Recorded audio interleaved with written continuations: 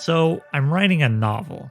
Is the show where you join me, Oliver Brackenbury, on the journey of writing my next novel, from first ideas all the way to publication and promotion. In this one man reality show, I'll share with you my ever evolving thoughts and feelings on how I write, being a writer, and everything that entails at each stage of the process. I'll also answer listener questions and, sometimes, interview people who write fiction. If you're the kind of person who likes to learn how things are made and get to know the people making them, then this is the show for you. Just this past weekend, I took a half-day heroic fantasy writing course. Heroic fantasy is kind of an umbrella term for genres like sword and sorcery or the sword and planet stuff I talked about with you last time.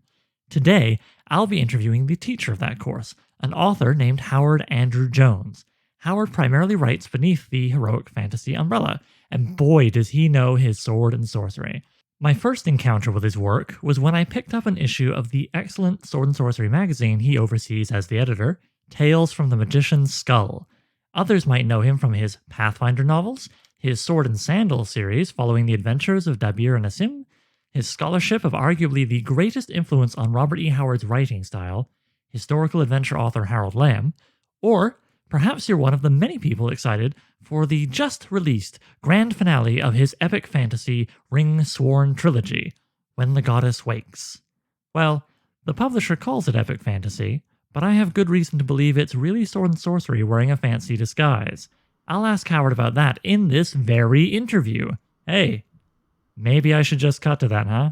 Alright, let's go. And here I am with Howard Andrew Jones. Hello, Howard. Hello, Oliver. It's nice to be here. Yeah, it's good to see you. I guess I only saw you a few days ago at the Heroic Fantasy writing class, which I rather enjoyed.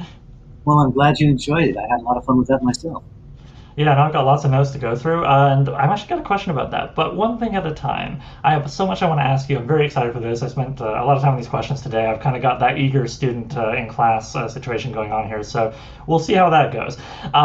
First up, I actually took a bunch of notes before that writing class, all the way last year in October when you were on some panels at the Bride of Cyclops Con that Goodman Games ran. And I just got some stuff here I was curious to follow up on with you.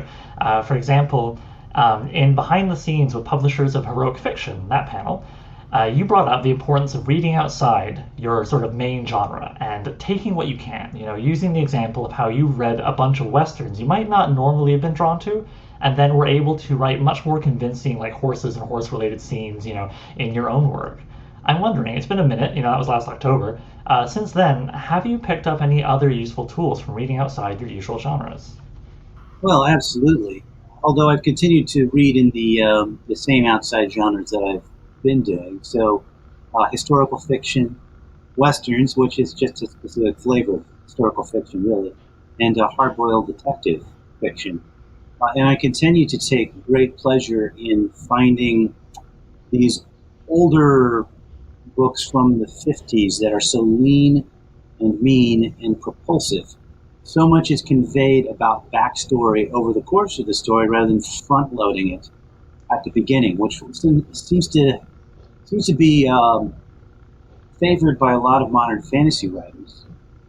You provide a whole bunch of backstory up front, and then, to me, how can I say this? Well, there's nothing wrong with that.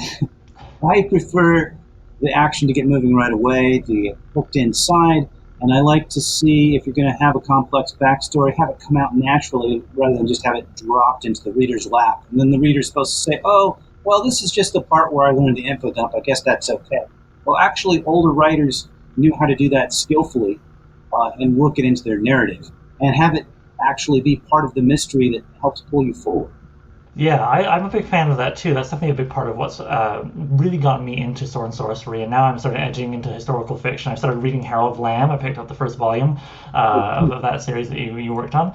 I think there's nothing. I mean, people can like what they like, but I share something you mentioned at one point, which is a kind of impatience almost. I want to get into it. Let's just get into that story. Okay, so in that same panel, you said given your options, because I mean, there's what you want to do and there's what publishers want to put out, right? But given your options, you would prefer to maybe write books more around the 50,000 to 60,000 word length, less so the kind of 100, 120, 150, sort of longer phone books that are more maybe in fashion and with contemporary fantasy. I'm just curious. Again, this was last October. Have you got any plans for something that length, and or both in the sense of the story you would tell and how you would get out into the world? Well, yes and no. I mean, it's interesting to me. I felt like a 140,000, 150,000 word book felt long to me. And it took me a while to figure out how to write one that was longer than 90,000. And because I didn't want it to feel padded, I want to keep the pacing but make it a longer book. And so it took me a little bit of extra time to figure out how to keep up that pacing. But anyway, so when I did write a couple of, actually three now, 120 to 140,000 word novels, there's some people that said that, well, these are very short novels for modern fantasy. So I, I don't know what I'm supposed to do with that because Yeah, how do you win? yeah, I'm not really interested in writing too much longer than this. It would take me years to finish anything. That said, I am working on a secret project, and I think it is going to be longer, but I'm using some sneaky techniques to get it that way without padding. I'm really having an awful lot of fun with it. Well, I'll be curious to see what that is because I think it's an interesting challenge. I mean, if you keep up the pace of like a really tight 5,000 word short story over the course of 120,000 or more words, it can almost be exhausting. I think about, I guess I'm going to movies. Did you see the film Uncut Gems with Adam Sandler? I have not actually. I haven't been watching as much media lately. Oh, fair enough. Well, the reason I mention it is just because you don't even need to know the story. It's just a sort of infamous for being like an anxiety attack in movie form. What an endorsement, right? But but it's that thing of where every single scene it feels almost as intense as like the showdown at the end of the third act of most other movies, and it's kind of exhilarating until you get to about three quarters of, for me anyway, three quarters of the way through the movie, and you're just like, oh my god, my adrenaline gland is completely empty. I guess I'm thinking about that in terms of let's just say maintaining the sort of quick pounding pace over the course of a longer novel, and like that wouldn't be a challenge, right? It's almost exhausting the reader having to find a rhythm where you can get like at least a bit of a lull here and there. I don't know. What do you think? It definitely is. I think the problem with a lot of the very large novels is that they do feel padded. They do seem strung out, and they seem. I guess Wheel of Time is one of the famous examples Mm-hmm. where some people feel that by the time you get to the fourth or fifth book, it's just being drawn out deliberately to make it longer rather than to actually maintain momentum. If a story can't be told in short enough space, one wonders why some of it wasn't left on the editing room floor. But some people really do want to immerse themselves. I prefer, well, so for instance, I know that you're working on a serial novel. Mm-hmm. I'm also working on the Secret Project is a serial novel, and my sense is that while for a long time I would have thought that that would not have had much appeal, I think today people are used to the concept. I'm hoping that publishers won't be as closed to the notion anymore. They're used to it because they're seeing episodic TV where each episode builds off the one before and then it reaches a season climax. And we've also seen recent publishing successes like The Witcher. Now, the Witcher, of course, has that game base behind it, which helped. But let's not forget that the first two Witcher collections are collections of short stories. And Sword and Sorcery does lend itself to the short structure because that's where it came from. And if you're going to duplicate and aim for that feel of that, grab you from the front and keep you moving, short stories that are arranged in episodic fashion are definitely a good way to go. Yeah, and it's so enticing to try and like with my I'll only speak for myself here, but maybe you'll sympathize. It is as someone who's come in well after the golden age and the Renaissance and the Silver Age and even the boom and bust of the '80s and so on of sword and sorcery has all happened. To look back and read through either people who planned out their short stories as one big saga or strung them together, usually like I hope I'm pronouncing this correctly. It's a 50-50 chance. Liber? Yeah, that's right. However, Oh, thank God. he didn't like it to be. He did not like it when people pronounced it wrong and said Bieber. So okay, Lyra, yes, but yes, like Fritz Leiber with the Fafhrd and Grey Monster novels, or how Howard did not plan it that way, but there was the infamous Lancer paperback series from the He 60s and didn't plan it 70s. that way. He meant it to sound more like people sitting down and hearing an occasional story from the life of Conan. Whatever he Mm. felt like, sort of like whatever the storyteller around the fire felt like telling at the time. Maybe it's a story from his young days as a thief.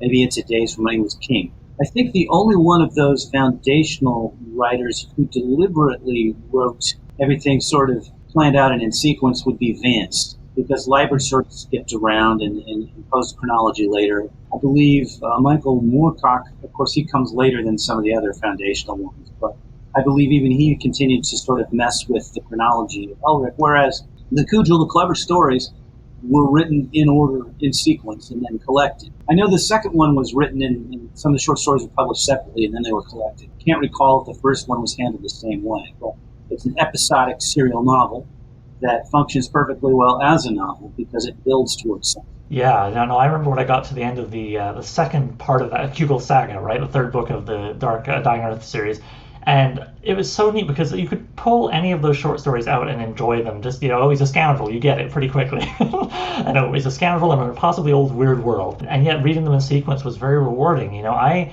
was mostly laughing all the way through that because it is a very funny series. But when it got to the end, near the end, those last 7 pages, I felt so tense, so incredibly tense. And I would never have felt that way if I hadn't been reading the whole thing in sequence. So I kind of love that because to me it's having the best of both worlds. And that's what I'm hoping for with my serialized novel, where, yeah, you can just, you can dive in like a box of chocolates and pick out any given story and have a good time, but you are rewarded. Like, you're not punished if you do that, but you're rewarded if you read it in sequence. I think it's a wonderfully rewarding exercise because the writer has to make sure the writer has to play by certain rules that each one can stand alone, but they are more interesting and they build if you read them one after the other. Of course, you have to do things like not repeat the same plot elements over and over. You've got to show some character changes. You've got to have some recurring situations. I like some of the Brack stories, but some of the Brack stories tend to repeat themselves. And so something I'm conscious of, okay, I don't want the same kind of monster to keep turning up. Or I don't want them to, if there is a monster, and not to say there's a monster in everything, then they can't defeat it in the same way. An old friend of mine, when he would run Dungeons and Dragons adventures, or actually any kind of role playing adventure, the villain would inevitably be involved with mind control. I mean, that was the go to thing. And so I try to be aware as a writer, okay, what's my go to thing? Let's not go to it again this time, right? Yeah, I was almost worried because my protagonist in this serialized novel, I already said in the podcast, so why not? She's sort of a big Rosie the Riveter type woman with a warhammer that she'll quite happily club you with. And I had to be very careful to write her personality as being very different from the character in my first novel, which is like a horror novel set in contemporary, sort of near future. But it's about a young woman who kind of gets overwhelmed by financial precarity and how there seems to be no consequences for the financial types who caused things like the collapse of 2008. And she puts on a costume and starts murdering them. And so she's going around solving problems with violence. And I'm kind of like, and using even like improvised like weapons she finds on her job at a junkyard. And I'm just thinking, okay, I got to be careful here. Like if I have a story with my sort of sorcery character, and she's like, oh, I really hate these merchants and how they mess around. Yeah. Right? You can have these like almost like in my case it sounds like a grudge, but you can have these sort of things you can just lean into almost reflexively because they come out of your personal beliefs or your preferences. As a writer, you have to be careful that you're not constantly hitting the same nail over and over. And I'm Mm-hmm. sure that you've read writers that you like even who do that. They keep coming back to the same thing over and over. John McDonald was brilliant, but he was so into preserving Florida, not that there's anything wrong with that, but it kept coming up in every single one of his hard-boiled thrillers. It's like, okay, here's the bit where he gets in a soapbox and complains about environmental degradation. And, you read that enough times, you're like, wow, I wish you could work this in a little bit more smoothly rather than. Well, funny enough, you mentioned that. It kind of gets me to my next question, where I'm still thinking about those panels. They really stuck with me. If you don't mind, it feels like I'm living in October of last year, but whatever. In the Best of Sword and Sorcery in the 20th Century panel, Bill Ward described the genre as an unsentimental pulp thing. The pace has to move. It's intimate, personal. People feel incredibly significant, not insignificant, in the face of cosmic horror as they face it and come out the other side. Then you agreed and added something that this is really what stuck in my brain. You said, yeah, accept the horror, but fight anyway. Accept the horror, but fight anyway. I love that as a way of summing up what Bill was saying, and it feels to me like a very almost empowering slogan, one that could be applied to all kinds of activism wrestling with big, almost like existential world issues, as much as sword and sorcery's protagonists. Meanwhile, a lot of people, I suspect, assume that the genre is all surface, just about blood and guts, wizards, and chainmail bikinis, right? And how, you're, I imagine, familiar with how in one of his bombastic introductions to the Lancer Conan paperbacks, Lynn Carter advertised a lack of substance as an incentive to read the stories within. Don't have to think about, the whatever, there's all these dated issues like the taxes, or, I think he was perhaps missing some of the themes in the original Howard stories. So my question, with the big preamble here, do you think there's room for social issues and commentary in sword and sorcery, and is that ever on your mind while creating your own stories? Oh, absolutely. Absolutely, there's room for it. Even if it comes down to the message simply being that we need to inspire bravery to fight the thing in the dark, or to find the strength to save our family or overcome the tribe's dread horror. Sword and sorcery stories were those things that gave us courage around the campfire. Yes, I definitely think you can have messaging in fiction. I would prefer it not to be again, hit you over the head with the message kind of thing. But yeah, there's all kinds of possible subtlety that can be used, and I do try to employ it.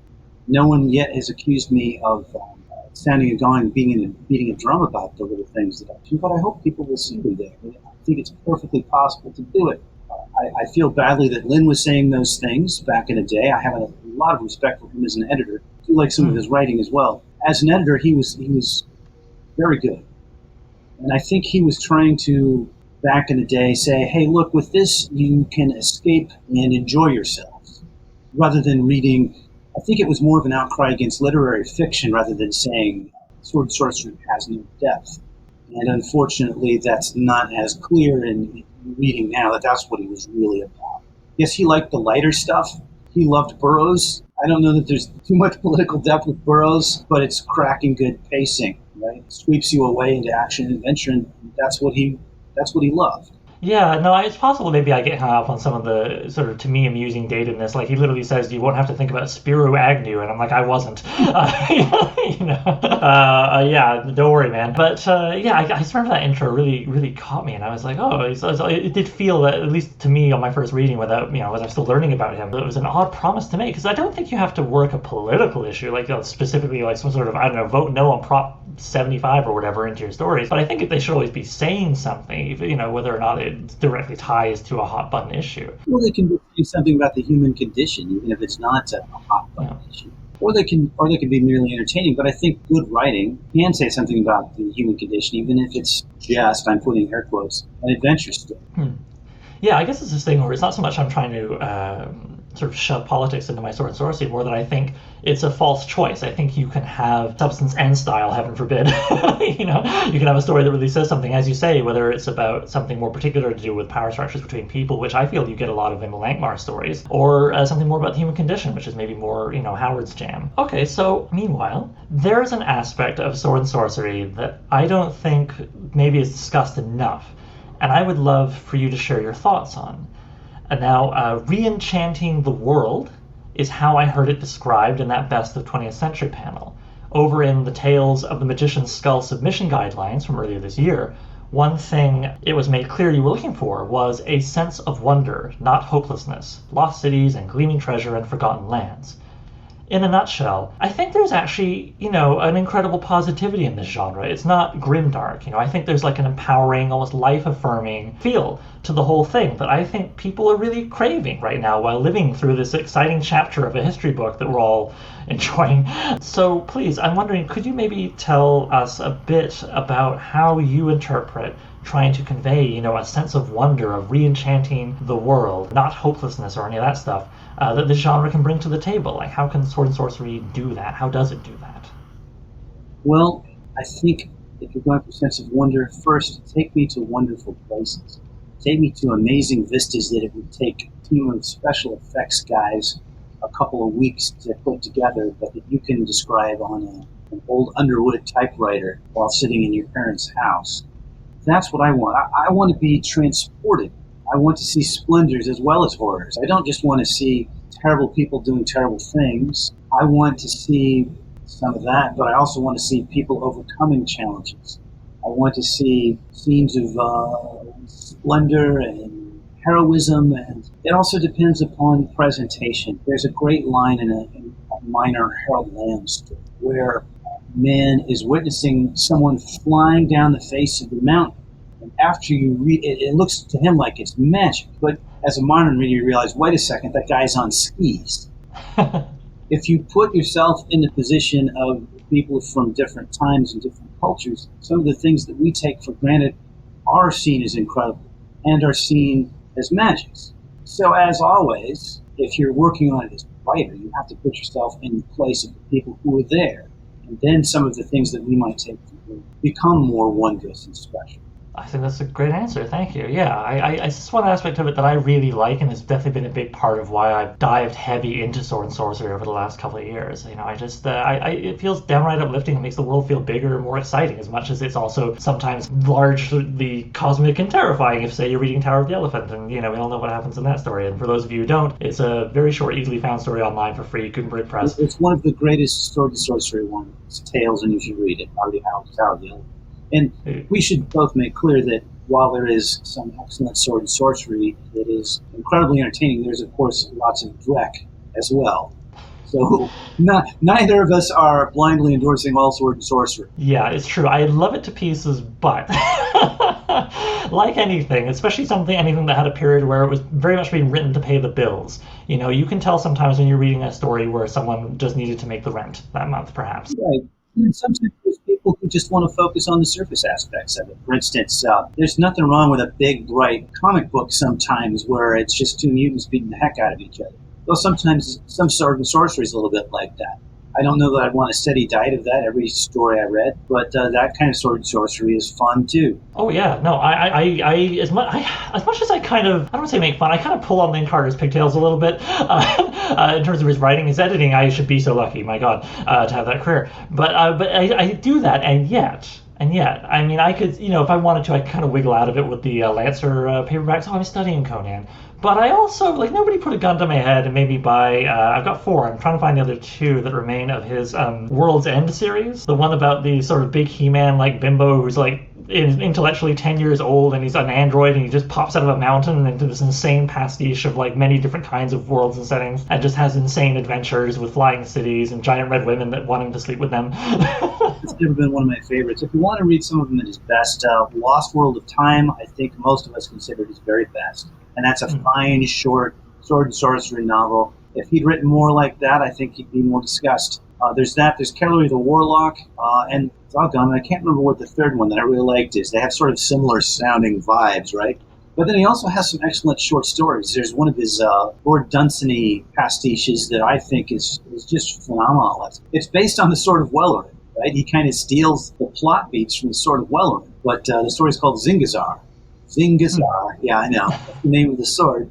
And it's just marvelous. I think it's a minor masterpiece, and more people ought to read it. That's Lynn Carter doing his very best. And this probably sounds like heresy, but Dunsany was a genius, okay? Lord Dunsany was a genius. This is the one time where I think someone took the plot beats that Lord Dunsany hit and actually wrote a better story. That's a bold claim. Really excellent short story. Cool. All right. So your guy, your serialized protagonist in Tales is Hanivar Cabera. I hope I'm pronouncing that correctly. A kind of living legend wandering the earth and fighting for the survivors of his conquered but not vanquished people. I hope that's a fair summary. His story in Tales number 3 was my introduction to your writing, and let me tell you, it got me on board. It worked. More recently, I'm happy to see there'll be a new Hanivar story in the upcoming issue, number 6 of Tales. Now, my question is, as editor, you had the authority to serialize basically whomever you wanted to, I presume. What made you choose Hanivar, and what are your hopes for his future?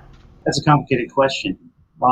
First off, I'll just go ahead and copy the fact, okay, Hanivar is my secret project that I'm working on. Second, the whole Magician's Skull thing started because Joseph Goodman contacted me, wanted to know if I had a story that he could include in the Goodman Games yearly book that was released at Gen Con. And I said yes. And I gave him the first Hanivar story. And he printed that, and then next year he said, hey, do you have another one? And I said, sure, I can write another one. I've got one in mind. And then a little bit later he says, do you have any other friends who write sword and sorcery? I'm like, of course I do. I'm surrounded by contacts in the industry who love sword and sorcery. And so then a little bit later says, I'm thinking of starting a magazine. And then I jumped up and down and threw my hat in the ring and did as many magic tricks as I could to say, I want to, please let me edit this. So at that point, there was already another Hanavar story in the mix, and I was the editor, and I felt weird about that. We all know, well, those of us who know Lynn Carter know that he always shoved his work into his books. And sometimes he wrote under a pseudonym so that there were two of his short stories in his books. The guy was bold. And I didn't want to come off like that. So Goodman said, look, I really like your writing. I would like to see you continue in the magazine. And so I do appear in the magazine, but I'm not in every issue. So there's that. As far as my hopes for Hanavar, I love writing this character. I don't know that I've had as much fun consistently writing a single character possibly ever, or at least not since I was actually in control of my writing. Maybe when I was 6, I really enjoyed telling stories about my elephant. But yeah, I really want to see Hanavar take off. I'm excited, and I want to do a whole series of books about it, starting with the one I'm nearly done with.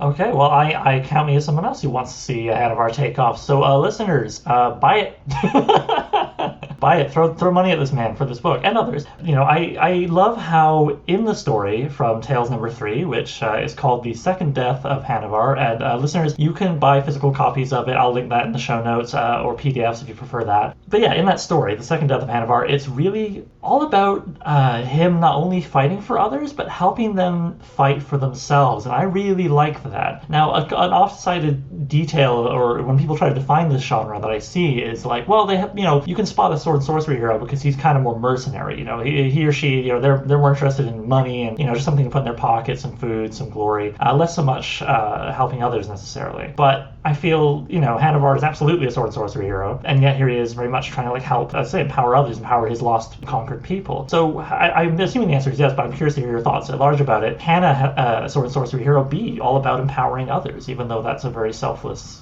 you know, act? Oh, absolutely. I think that some of those definitions miss the point. They're focusing in on the wrong elements. I try to be broad with how I define sword and sorcery. As a matter of fact, with the help of a few other people, I wrote the definition that's on the Tales from the Magician's Skull website. I don't happen to have that sitting here, and it's really long. I don't have it memorized word for word, but that'll discuss where I think the borderlines are. Yeah, absolutely. I think there's room for more heroic action. Okay, so riffing off of what you just said, what have been your experiences as both writer and editor in trying to walk along that sweet spot where you aren't being so dogmatic about what sword and sorcery is that the only thing allowed are pastiches or clones of works by the original masters, but also not going, you know, playing so loose and easy with what qualifies that it just sort of becomes an undefined mess? How do you hew as a writer or editor into like the perfect middle, as it were, or try your best to hit that perfect middle?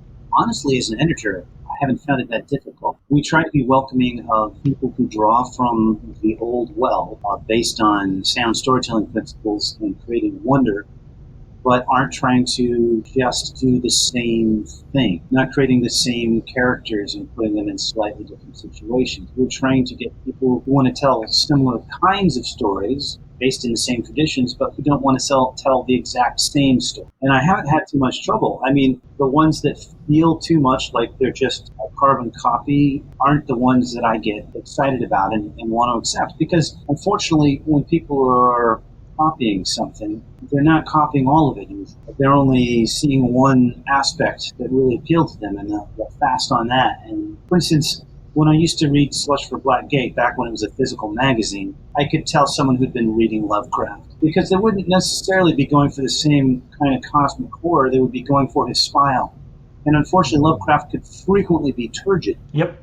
Right, hard to suck down. And the same thing can happen with some of these sword and sorcery stories in a similar way. You'll see some aspect that someone is focused on. That is a natural thing that happens in the process of learning how to find your own voice. Because God knows I used to do that my own self.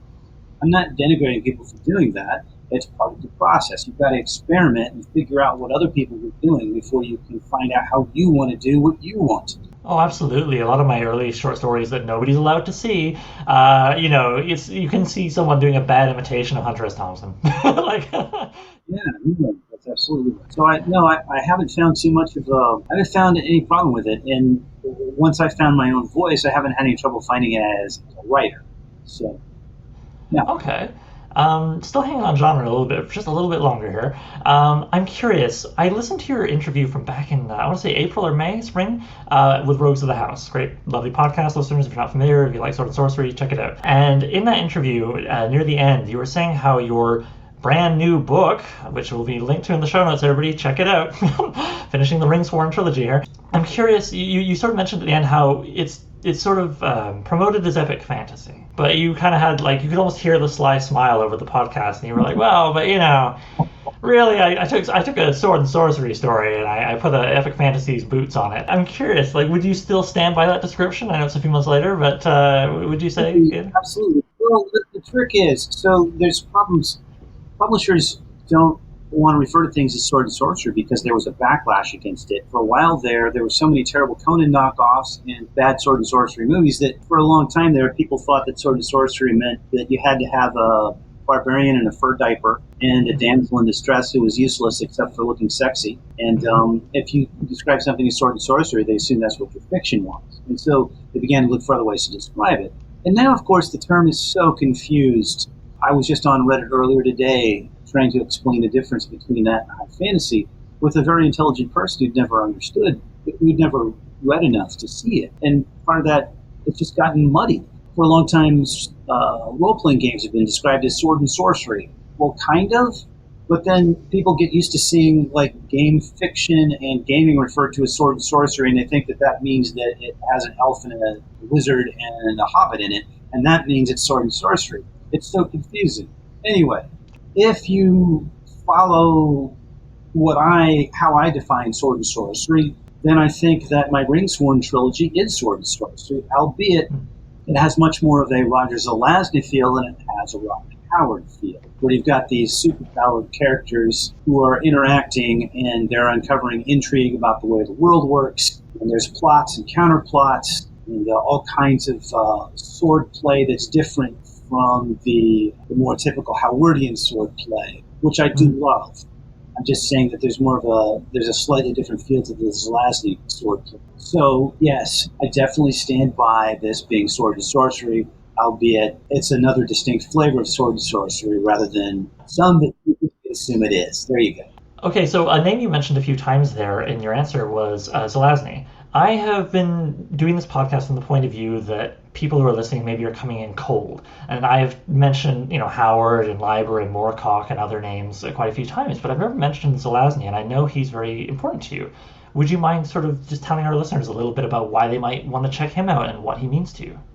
Sure. Well, Zelazny and Leiber were the first true fantasy writers that I ever read.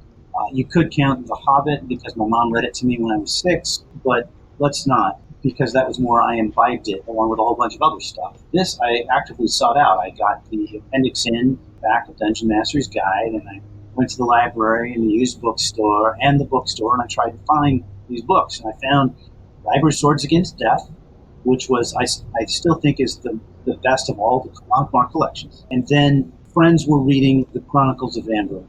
And this must have been around 77, 78, and I believe they were all out at that point. And my God, it blew the doors off my imagination. It starts simply enough with a man waking up in a hospital bed under sedation and not knowing exactly who he is, but realizing maybe he's not here under his own willpower, and maybe he ought to get out. Well, we soon find out that he's Corwin of Amber, the one true city, the one from the one true world. All other realities are shadows cast by Amber. So it's this whole parallel world thing. He's this mighty individual, but he has these scheming brothers and sisters. And he goes out trying first to recover his memory and figure out what's going on. And then pretty soon it seems like it's going to be a revenge story to find the brothers and sisters who prune onto our Earth, which is just a shadow. But then pretty soon it becomes much more than a simple tale of vengeance, because there's also the kingdom's threatened. People get framed for things maybe they didn't commit. There's a traitor somewhere out there. It just spins all these wonderful threads. And the more you understand about the world and come to care about it, the more realize that their own understanding of the world isn't even fully formed, that there's secrets within secrets within secrets. It's just delightful. And it's all All the books were short. Remember, this was in the. It could be that the earliest one was written in the very late '60s, but they were all done by the '70s. So we're talking much shorter novels. Talking no more than 40 to 70,000 words a piece, probably more like 60. You could probably collect all 5 of the original books in one book the size of Wheel of Time. Maybe it's shorter than one volume of Wheel of Time. It tells so much more story. It's so satisfying. It pulls you forward. It has this it alternates between gumshoe prose and just this lyrical word punch. It's usually sold now as the Big Book of Amber. And some years after the first 5 novels, he came back in with 5 more. The majority of Amber fans would probably tell you the 5 sequel novels are inferior. They're not narrated by Conan. Some people still get a charge out of them. I was disappointed. Just a heads up that really the thing that delighted me were those first 5. Well, yeah, no, you teach their own. I'm curious, how would you say Zelazny and that series impacted your own writing? Well, Amber itself had a huge impact. It especially influenced this particular series, just as Harold Land sort of had an impact. I loved this. So these immortal Amberites have almost superhuman. Well, they are superhuman abilities because they're sort of like perfect humans, right? And we're all inferior shadows of them. So they're long-lived, pretty much immortal, although they can be killed. Super strong, super quick, incredible healing, all these amazing things. But I loved the astonishingly bizarre world building and the layers and layers of intrigue. And so you will see those elements in the Ringsworn trilogy. You will see characters, they're not quite as superhuman as Amberites are, but they are an elite core of warriors who've trained and they do amazing things. Some of them have mastered sorcery. There's all kinds of weird world building. There are secrets about the way the world works, and there's people with hidden agendas that come out over the course of the novel. So I loved those particular things from Amber, and I wanted to do similar things to give the same kind of delight that I felt upon reading this. I was trying to create that same kind of delight in readers when they came to this one. Well, I like that because I mean, isn't that just the truth of the matter? You want to try and make when you're writing other people feel the same joys that you felt when you read the stuff that inspired you. I think that's really great. Absolutely. So as I mentioned before, I did really enjoy your heroic fantasy writing course. I'm just wondering, do you plan on teaching that class again, or maybe teaching other classes? Yes, I've just signed on to teach it for, I guess it's the upcoming fall session. And I believe I signed up for November, some Saturday in mid-November. And I have given thought to teaching some other courses, but it takes a while to put coursework together and design a course. And right now I'm in the middle of working on Skull promotions and promoting book 3 of the trilogy that just came out. And I'm also working really hard to finish this Conavar novel. And the thought of trying to design another course or two, I know my head would explode. Yeah, fair enough, fair enough. If people are interested in taking your heroic fantasy writing course, which I'll say right now I recommend, I loved it, how would they find out? You know, I got lucky. I think I saw a Goodman Games post about your class. I just got in there before it filled up, which was like the same day, I believe. You know, if people want to keep an eye out and be able to get in under the wire, how would they best do that? Well, they can go to themuse.org. It's not through Goodman Games and it's not through me. It's by a wonderful organization on the East Coast. Offers all sorts of online courses as well as some in-person courses. I do not teach in person since I do not live on the East Coast. Well, that's okay. It worked out. I mean, I'm in Toronto and I got to take your course, so no complaints. You know, I know a lot of people have kind of Zoom exhaustion, but taking that class was not the same thing as having a meeting with your boss and 5 coworkers.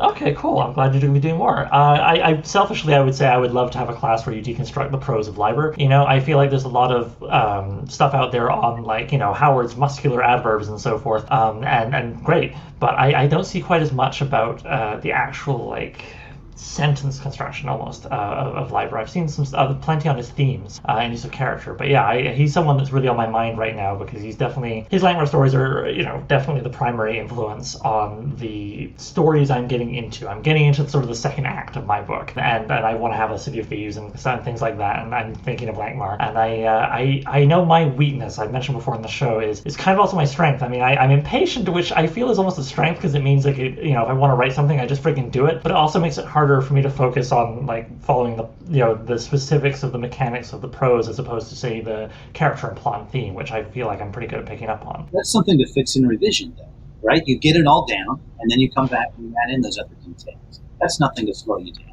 Impatience is a virtue when you're writing sword and sorcery. I'm gonna put that on my wall or above my computer because that's good. Patience is a virtue when writing sword and sorcery. That's like, oh, thank you. So something else actually that came up in the course, and I believe you've said this elsewhere. You described sword and sorcery often in cinematic terms. You did it earlier in this interview, I believe.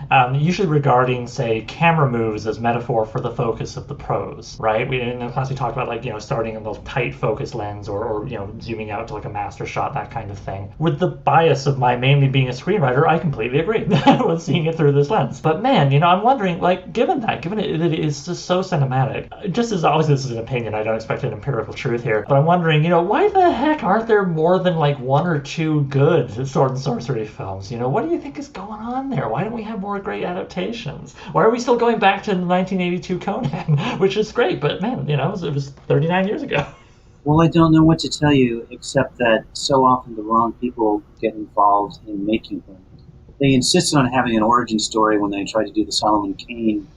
They insisted on having an origin story when they tried to reboot Conan. And it's the people who get involved in it don't understand the source material. The source material isn't about origin stories. It's not, we're going to follow this epic fantasy character from when he's born on up to get his background. No, it's an old-style story where the detective walks onto the screen, your hard-boiled detective walks on screen, and we know all we need to know about him by seeing him in action. That's the way sword and sorcery needs to be handled, because it is hard-boiled. It was born from the same time period, has a lot of the same sound, honestly. So it's not film. The people who come to put it on the screen think that they're going to film a fantasy story. But what they're really doing is they need to be thinking about a hard-boiled story and approach it that way. The character's fully formed. There may be a character arc, but it's not a journey where the character is coming into his own or his own power. The character's got that power right from the start.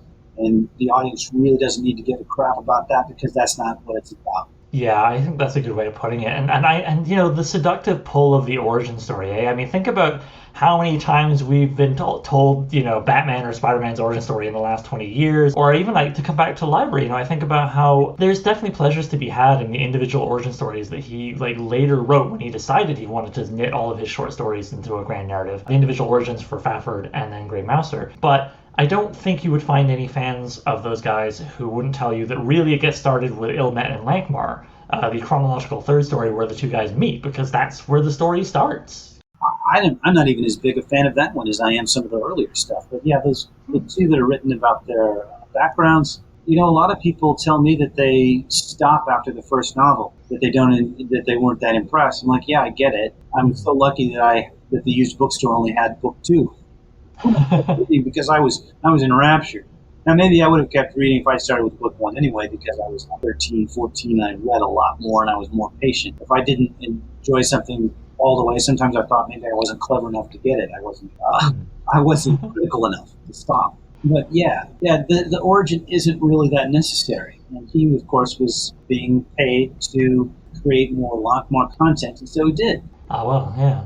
I mean, if it's where the story starts, fair enough, right? I really enjoy Elric of Melniboné, which was written later, right? It was chronologically set at the beginning, but not the actual first story that Moorcock wrote of Elric. But that's because, stuff happens, and it builds his character and sets him up. It's not just well, this was his mom and somebody was bullying him anyway, leap forward 10 years, his village gets raided and now we're off to the races. Yeah, it's that thing of, I guess, it's one of the oldest pieces of writing advice, but it always holds true. Start the story where it starts. And so, listener, if you're coming into this still kind of fresh to sword and sorcery, and you're thinking, I'm so tired of origin stories being told over and over in these superhero movies that I like, check it out, man. It's a good genre for getting around that. I will say that actually the Elric novel that he went back and did, the origin story, I actually quite like that. I think that may be one of the best of the Elric novels. So I have a different feeling about the first Elric that he did later as opposed to the first Fafhrd and Grey Mouser. I want to make clear I'm not advocating, never go back and do an origin story, but only do it if it's going to work. Mm-hmm. Yeah, it felt like with the Elric one, it sets up the world in ways that are necessary, and it also really helps you better understand him as he moves forward. So whereas the Fafhrd and Grey Mouser origin stories, I found especially Grey Mousers, which was I was just reading. I was doing a little bit of scholarship up at the Merrill Collection. I've mentioned a few times. There's this archive in Toronto. I was reading Fafford and Me, right, the 1990 book of essays, and he talks about how the Grey Mouser origin story, the Unholy Grail, was originally another story just written about some guy. Yeah, yeah. Yeah. And then, a friend of his was like, why don't you change the title to something a bit cooler? I forget the original title, it wasn't great. And make it Grey Mouser and just like add in some mentionings of Lankmar being on the horizon. And so, that also may have played a role. But there you go, right? The origin didn't come from a place of necessity. It came from a place of like, I think I need one, I think Far from the Grey Mouser, trying to have a story of them individually is also like listening to the Beatles after they break up. They're greater than the sum of their parts. You get all four of the Beatles together and it's magical. Now, separate, they can still do some good things, but it's never as awesome. They're greater than some of the parts. Well, Far from the Grey Mouser are the same way. They're far more interesting together than they are apart. They're entertaining in that one story where they're still in the same story, but they're going in slightly different directions. Lean Times and Lankmar. That's the funniest one, in my opinion. It's one of the funniest sword and sorcery stories I've written. But yeah, they're both still in the story and interacting with each other. In those origin stories, they're not interacting with each other. Yeah, I mean, I'm certainly not breaking new ground by saying this, but those guys work by being struck off each other like a pair of flints. If they're completely actually separate as opposed to just on either half of the same story, it doesn't work. Yeah. So there you go, right? The origin has to be of the essence of everything that comes after, and if it's not, then maybe that's the rule. I don't know. By the way, if I can just be cheeky for a second, I know you guys, Tales, have the rights for Fafhrd and Grey Mouser, and are going to have a new story in issue 6 and more to come, I'm sure. Do y'all have the film and TV rights? No. And do you need a screenwriter? Okay, no, shoot. All right. Well, I was going to shoot my shot there, but all right. That would be fabulous, but you wouldn't want to hook up to get any screen rights from me because I don't even own a camera anymore. Okay, well, because I was just thinking, like, oh man, I would watch the hell out of that show, and I mean, a movie would be good too, but I would just love to see the serialized, or episodic adventures of those guys charging around. I'm surprised so much hasn't happened. I think that we may finally be seeing some Corwin come to the small screen. Conan. I think we're finally going to see some Conan. I can't believe we've never seen Chronicles of Amber in all those years. That we've never seen like 3 movies made off of it or a TV series. And I can't believe that Elric. I can't believe that Fa from the Grey Mouser. Jarell of Joyery. There's all I would love to see her. cool characters that we haven't seen that some could do with. How about Amaro? Actually, I think this might have been on the Rogues in the House podcast. I believe they mentioned at some point they had heard something about an Amaro series in the works, and that some of the casting's actually been happening, and like it's more serious than just the discussions are being had. The architecture is being put into place. So fingers crossed that that's true. He's much more of a heroic character in his stories. We were talking about earlier. Well, he's someone who most of the famous sword and sorcery heroes you would not want to sit down to do. Amaro was a genuinely good guy. I could just feel for him. Yeah. Yeah, I mean, he's always trying to find community, and it never really works out for too long. And so you kind of, you can't help but feel bad for him, yeah. And so as we go in here, I've got last question, kind of a two-parter. I'm wondering, could you, as sort of recommendation to our listeners here, could you please choose one sword and sorcery, or adjacent to sword and sorcery, author that you think the public at large need to be reading more? I'm guessing you're going to say Lee Brackett or Harold Lamb, but I'm open to any answer. Who's somebody that doesn't get mentioned enough that people should check out? Well, there's no one good answer. People think they know Conan, but they haven't really read Robert E. Howard. So, yes, read some Robert E. Howard. Read some Harold Lamb. There's another person whose work could be turned into a wonderful miniseries. The swashbuckling Cossack stories of Harold Lamb are just delightful, I say they're old and they are old. I guess all of these stories. But they're so cinematic. They're written in 1917 and they are not dull at all. They just thunder forward. He was impatient. It was that impatience is a virtue. And, of course, Lee Brackett had wonderful lyrical prose. I think it can be harder for people to get into Lee Brackett because she wrote of a Venus that isn't the nasty sulfuric planet that we know, but the Venus that had dinosaurs and swamps, and her Mars is this dying planet that has civilizations on it. It's not a dead planet; it's just a dying one. It still has civilizations and oxygen and all these wonders. And so people have a hard time. It's like, oh, well, that's not real. Well, none of it's real, right? Yeah. It's all imaginary. Let's just imagine Mars is like that. Let's just imagine Venus. She wrote wonderful tales set there. And, of course, the only other problem with Brackett is that she has very few recurring characters. There's really only about 4 Stark stories that aren't part of her novel sequence. And one of them's kind of a throwaway she wrote with her husband. So there's really only 3 Eric John Stark stories apart from the novels. The Eric John Stark stories, I think, are marvelous. But yeah, she might be harder to get because almost each one has to stand alone. Although the Mars seems like it's the same Mars, and then Venus seems like it's the same Venus. Like she goes to the same place with different people. Well, fair enough. I mean, the story you had us read for the class really grabbed me, and to the thing of it being not realistic, Mars, quote unquote, Mars or Venus. I think I'm not sure if hard sci-fi fanatics are quite as fanatical these days. Maybe I'm wrong. Maybe they're going to come for me on Twitter. And also, if anybody's listening, thinking, oh yeah, I don't know if it's Venus with dinosaurs, sounds kind of kooky. Well, you probably enjoyed The Empire Strikes Back, and Lee Brackett only wrote the first draft of the screenplay for that. So, and that was hardly hard science. And so yeah, the other half of this, my last question for you, on the other end of the equation, looking forward, or maybe very much to the present, could you choose, I know there'll be too many names to choose from, you might feel bad trying to choose one person, so just like first thing that bubbles up in your brain, could you choose a brand new baby sword and sorcerer, or sword and sorcery or sword and sorcery adjacent author that you'd like us all to check out? Somebody's pretty fresh that you think more people need to be reading. Oh, I think you need to read the authors from Tales from the Magician's Skull. That's true. I think you need to look at a list of those guys, and gals. If I used guys in a neutral sense, right? I gotcha. I think that I dare not say just one because I'd be leaving all kinds of people behind. So go read that. You'll find Nathan Long and Chris Hawking and Sarah Newton, Violet Milan, Chris Wilrich, and Jim Zing, and my God, see, I'm already beginning to leave people off who I don't want to leave off. Clint Warner. I could go on and on and on. Read the frickin' magazine. I love these short stories. I spend an awful lot of time pulling them together and making sure that they get into print. Joseph Goodman has done an amazing job with his team and getting it and promoting it. The vision he has for this thing. I'm just so delighted to be working with him. Yeah, no, it must be a dream, man, because not only is everything I've ever heard about working with Joseph Goodman been extremely positive, but it's this thing of sword and sorcery. I like to think it's reinflating in a way. It's getting bigger and bigger. It's looking more and more in the sense of there being more markets and more readers and more authors, which is so nice to see after the sort of deflating in the 80s and 90s. But then you look back to the golden age and the silver age and these wonderful magazines, and it feels like you are successfully evoking the weird tales and all that good stuff, all the things where it really began with Tales from Magician's Skull. And I as someone who loves reading the old stuff and is the good fortune to live near a special archive where I can look at original copies of those old classic pulps, it's so fun to be reading tales and going, yeah, they're nailing it, man. This has both the excitement of the new and the evocation of the golden age. That's Joseph's vision, and that's also the skill of the layout genius, Lester Portland. It's just he's pretty amazing. Yeah, and I know Joseph Goodman brings to it the high quality materials. I remember I picked it up. I was like, holy crap, this is like a proper book that just is in the shape of a magazine. It's really good paper, which sounds a goofy thing to say, but most magazines today, not so much.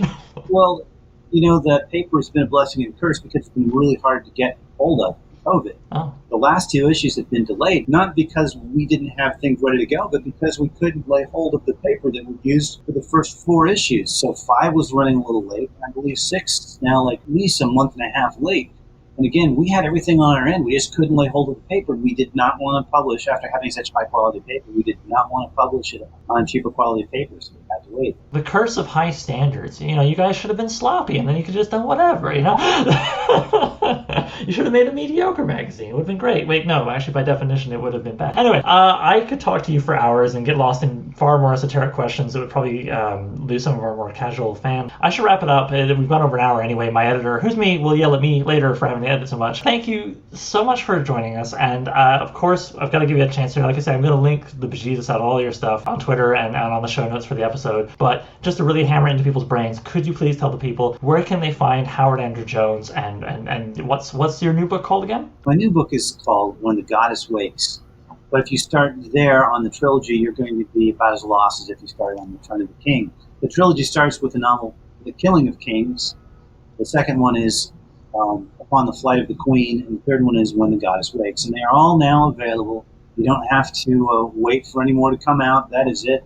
Everything's wrapped up. Everyone who lives is going to live. Everyone who dies is already dead. You'll find out. And I really hope you'll give it a try. I had an awful lot of fun reading it. A lot of critics think that it's pretty cool. Even some of my family like it. So. Oh, that reminds me. Didn't you have a son that did the maps for books 2 and 3? Yes, my very talented son did do those. I asked if he could do the maps, and they said, "Well, let's see him." And I showed him the maps, and like, yes, he can do the maps.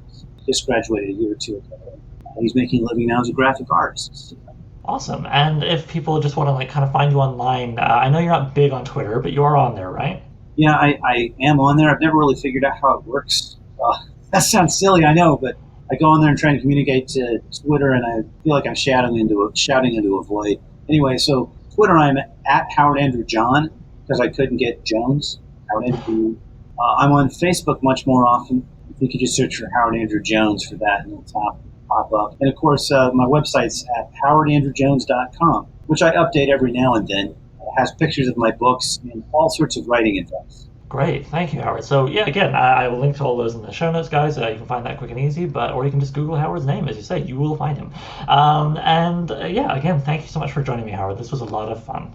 Well, I've had a real blast. It's been a pleasure. Thank you. And that was Howard Andrew Jones. All right. Join us next week when we're going to be doing the episode that would have gone up today, but then I got the opportunity to talk to Howard, so you don't sleep on that. Next week will be research and how I go about it, followed by getting into new stories, the outlining of the new stories, following the first one that birthed this whole project. So, I'm writing a novel, features original music by Gloria Guns, and is hosted by yours truly, Oliver Brackenbury. If you'd like to submit a question, then please email it to soimwritinganovel@gmail.com. Bonus points if you record yourself and send me an MP3 I can cut into the show. Doesn't have to be fancy, using your phone is fine, just keep it clear and concise. You can also holler at the show on Twitter. Look for @so_writing. Please consider sharing the show with anybody who might like it, leaving a review on iTunes, and checking out patreon.com/soimwritinganovel. Patrons get to be thanked in the final novel, listen to episodes of the podcast a week early, and even enjoy a bonus podcast called So I Wrote a Novel, where I read and comment on chapters of previous works, starting with my first novel, Junkyard Leopard. Thanks for hanging out with me and Howard, and I'll see you soon.